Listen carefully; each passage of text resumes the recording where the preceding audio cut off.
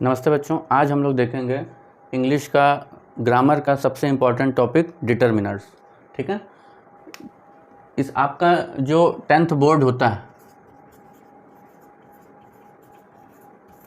10th board जो आपका होता है उसमें section be writing section plus grammar, उसमें 10 मार्क्स की ग्रामर आती है। इसमें 3 सबसे इम्पॉर्टेंट चीज़ें आती हैं। पहला आपका आता है डिटर्मिनर्स, अगला आता है सब्जेक्ट वर्ब एग्रीमेंट और उसके बाद आता है रिपोर्टेड स्पीच, जिसमें हम लोग डायरेक्ट एंड इनडायरेक्ट स्पीच के बारे में पढ़ते हैं।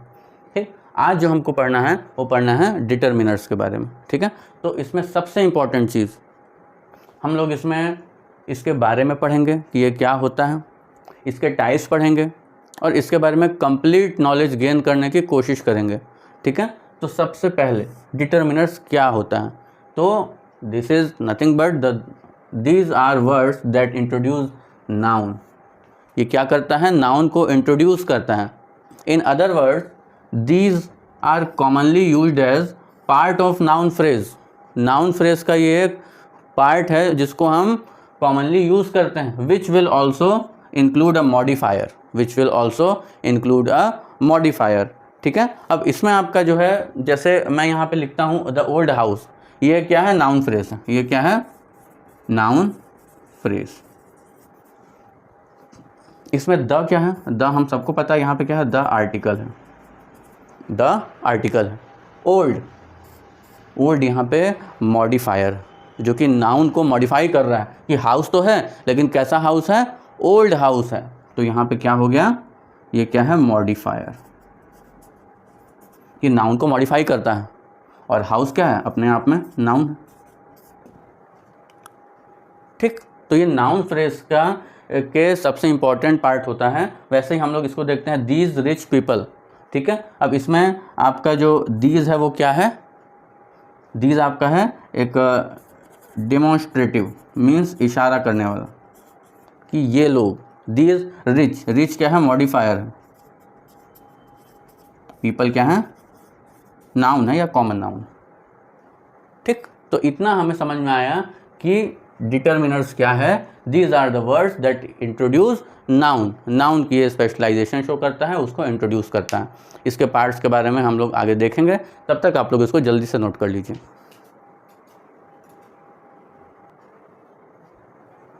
इसके बाद हम लोग देखते हैं टाइप्स ऑफ डिटर्मिनर्स। इसमें जो सबसे पहला टाइप है वो आपका है आर्टिकल।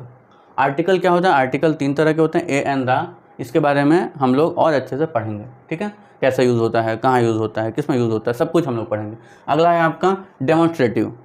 इसके केवल 4 एग्जाम्पल होते हैं, दिस दैट दीज दोज। ठीक है, यह वह ये वो, सिंपल सी बात है। इसमें भी ये क्या होता है, कैसे यूज़ करते हैं, इसको हम लोग पढ़ेंगे। अगला है आपका पोजेसिव, मतलब अधिकार शो करना, जैसे कि माई, इट्स, हिज, अवर, योर, ऐसा टाइप का। इसके बारे में भी हम लोग पढ़ेंगे। अगला है आपका डिस्ट्रीब्यूटिव, किसी भी चीज़ को क्या कर देना, डिस्ट्रीब्यूट कर देना, जैसे कि ईच, एवरी, आइदर, नाइदर, ये सब क्या है, डिस्ट्रीब्यूटिव है। अगला आपका है इंटेरोगेटिव, मीन्स क्वेश्चन पूछना, व्हाट, विच, हुज, ये सब आपके कौन से वर्ड हैं, क्वेश्चन वाले हैं। इसकी सबसे बड़ी पहचान होती है कि लास्ट में क्वेश्चन टैग लगा रहता है। ठीक है, अगला आपका है नंबर, मतलब आपका 1 2 3 या फिर first second third, cardinal, ordinal, ये सब क्या होता है, हम लोग इसके बारे में आगे पढ़ेंगे। अगला आपका है क्वांटिफायर।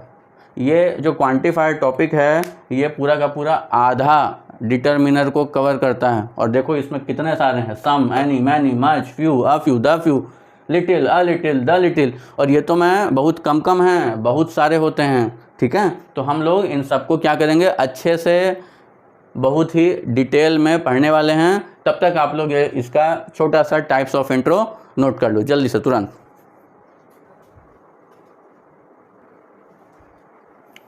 बच्चों, हम लोग पहला टाइप डिटर्मिनर्स का देखते हैं, आर्टिकल। ठीक है, आर्टिकल का मतलब आपका ए एंड द होता है। ठीक है, ए कहाँ लगता है ये हम लोग देखते हैं। ए आपका जहाँ पे किसी वर्ड का कंसोनेंट साउंड हो रहा होता है, कंसोनेंट साउंड, कंसोनेंट नहीं, कंसोनेंट का साउंड आ रहा होता है। आपके इंग्लिश में 2 होते हैं, वॉवेल और कंसोनेंट। वॉवेल मतलब क्या होता है, आपका ए, ई, आई, ओ, यू, ये आपके वॉवेल होते हैं। तो 26 लेटर में से 5 आपके वॉवेल होते हैं और 21 आपके कॉन्सोनेंट होते हैं। तो हमको कॉन्सोनेंट साउंड चाहिए। कंसोनेंट साउंड जहाँ पे होता है वहाँ पे आपका क्या लगता है, ए लगता है, ठीक है। जैसे मैंने कहा कि there was a king, example, there was a king, एक किंग था, ठीक है। तो यहाँ पे किंग क्या है, के कॉन्सोनेंट भी है और आपका वो कॉन्सोनेंट साउंड भी कर रहा है, ठीक है। वैसे ही अगला आता है वॉवेल साउंड, या उसमें हम लोग एन लगाते हैं। जहाँ पे वॉवेल साउंड होता है वहाँ पे हम लोग क्या लगाते हैं, एन लगाते हैं, ठीक है। जैसे कि मैं यहाँ पे लिखा example, he saw an ink pot, I, he saw an ink pot. यहाँ पे आई क्या है, वॉवेल है और ये वॉवेल साउंड भी कर रहा है, ठीक है। इसमें कई आपके ऐसे वर्ड्स होते हैं जो कि कॉन्सोनेंट से स्टार्ट होते हैं लेकिन उसके बाद भी उसमें एन लगता है क्योंकि उसका जो साउंड है वो वॉवेल है। जैसे कि एन ऑनर, ये जो ऑनर वर्ड है ये हमको ऐसा लगता है कि ओ से स्टार्ट हो रहा है लेकिन असल में इसकी स्पेलिंग एच से स्टार्ट होती है, लेकिन हमको यहाँ पे वॉवेल साउंड ही लेना है, इसीलिए हम इसमें क्या लेंगे, एन ऑनर लेंगे, ठीक है। क्लियर है। अगला हम देखते हैं द के बारे में। द आर्टिकल जो होता है वो आपका कोई भी फेमस थिंग जो होती है, फेमस चीज़ होती है, उसमें द लगता है। जैसे कि द डॉग इज बार्किंग, कुत्ता भौंक रहा है, द डॉग इज बार्किंग। अब डॉग क्या है, वो एक स्पेसिफिक एनिमल है इसीलिए उसके साथ द लगता है। वैसे ही जो आपका फेमस थिंग है, जैसे मैंने कहा द ताजमहल, हम सब जानते हैं ताजमहल क्या है, बहुत ही फेमस थिंग है। वैसे ही मैं बोला कि द हिमालय, तो जितने भी आपके फेमस थिंग हैं उसके आगे द लगता है। चाहे हम लोग नेम ऑफ रिवर कर लें, नेम ऑफ माउंटेन कर लें, नेम ऑफ कंट्री कर लें, कोई भी, उसमें आपका जो फेमस है, जो आपका स्पेसिफिक है, उसमें द आर्टिकल लगता है, ठीक है। इतना क्लियर हुआ, जल्दी से नोट कीजिए, आगे बढ़ते हैं।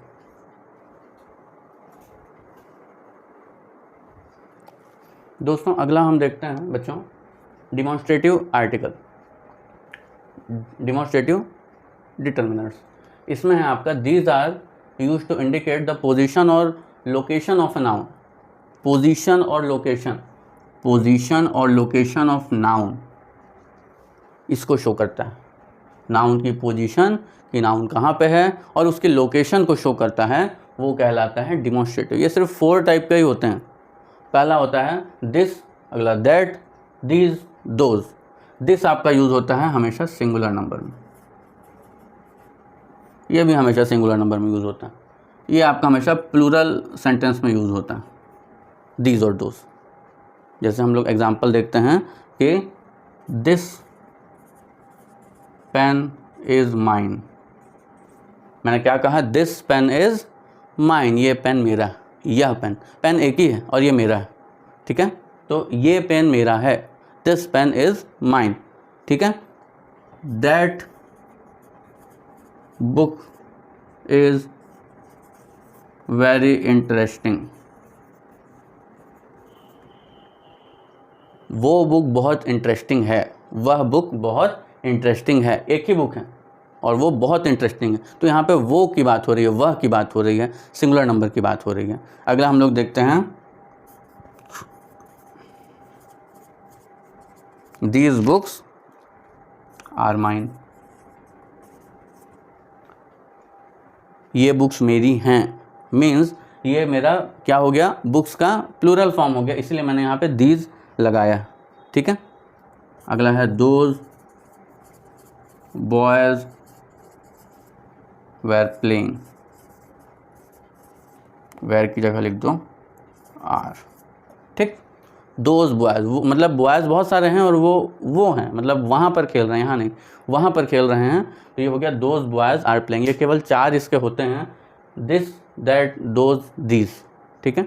इतना ही हमको पढ़ना है आपका डेमोन्स्ट्रेटिव डिटर्मिनर्स के बारे में, ठीक। अभी डिटर्मिनर्स के ये पार्ट में हम सिर्फ इतना ही पढ़ेंगे। जो हमारा पार्ट 2 आएगा उसमें हम जो हमारे बाकी के बचे हुए डिटर्मिनर्स हैं उनके बारे में पढ़ेंगे। बच्चों मैं अगर चाहता तो जैसे बाकी यूट्यूब में होते हैं वीडियो, आजकल कई स्कूल में भी चल रहा है, 5 मिनट में आए सर लोग और पूरा टॉपिक पढ़ा के चले गए। बच्चों के ऊपर से गया कि अंदर से गया उनको मालूम ही नहीं। मैं वैसा करने के पक्ष में नहीं हूँ। मुझे ये लगता है कि जब तक हम हर एक टॉपिक को सबसे डिटेल में नहीं पढ़ेंगे तब तक कुछ नहीं होने वाला, क्योंकि बच्चों सफलता का कोई शॉर्टकट नहीं होता। अगर हम सोचें कि एक शॉर्टकट वे है और उससे हम सफल हो जाएं, हम सक्सेस हो जाएं, तो हम गलत हैं। सफलता तो हम जब तक अपने लिए अपनी मेहनत नहीं करेंगे तब तक हम सफल नहीं हो सकते। सफल होने के लिए हमको अच्छा पढ़ना पड़ेगा, पढ़ने के लिए भी स्ट्रगल करना पड़ेगा, टाइम निकालना पड़ेगा, चलना पड़ेगा, दौड़ना पड़ेगा, गिरना पड़ेगा, फिर उठना पड़ेगा, फिर मेहनत करना पड़ेगा, और सबसे इम्पॉर्टेंट चीज़, सबसे ज़रूरी चीज़, इंतज़ार करना पड़ेगा। सफल होने के लिए अगर आप इंतज़ार करते हो, अपनी मेहनत के ऊपर आप भरोसा रखते हो, यकीन मानो आप हमेशा सफल होगे और आपका इंतज़ार हमेशा पूरा होगा। ठीक है बच्चों, मिलते हैं इसी के अगले पार्ट में। ठीक है, थैंक यू बच्चों।